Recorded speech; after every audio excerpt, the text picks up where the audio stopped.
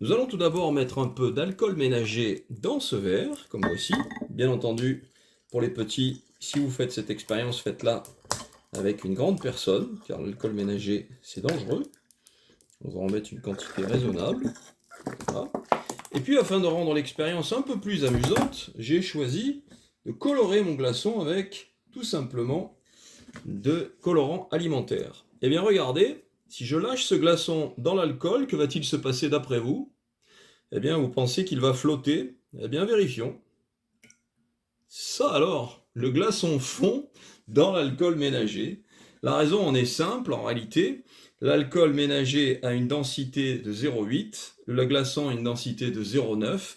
Un liquide de plus forte densité coule dans un liquide de plus faible densité. Voilà la première expérience amusante que nous pouvons faire. A tout de suite.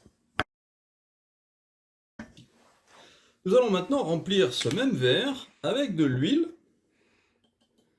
tournesol comme je l'ai dit tout à l'heure. Ça c'est beaucoup moins dangereux pour les petits.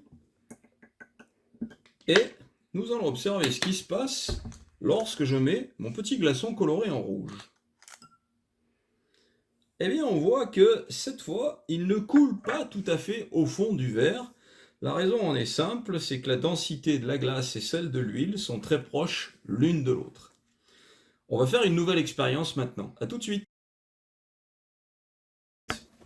Nous allons maintenant prendre ce vase et cette bouilloire et nous allons remplir le vase d'une eau qui est relativement chaude comme vous pouvez le constater.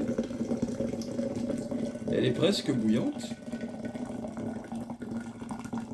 Et ensuite, on va voir quel rôle amusant va pouvoir jouer notre petit glaçon dans ce vase. Je prends un glaçon bleu cette fois et vous allez pouvoir observer un phénomène très étonnant.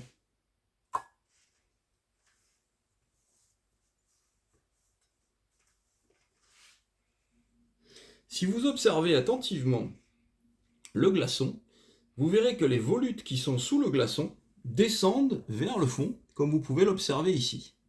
Qu'est-ce que ça signifie?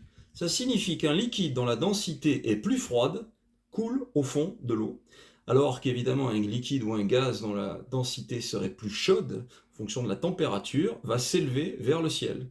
Voilà cette expérience assez étonnante que l'on peut faire avec un glaçon. Nous allons voir maintenant une nouvelle série d'expériences.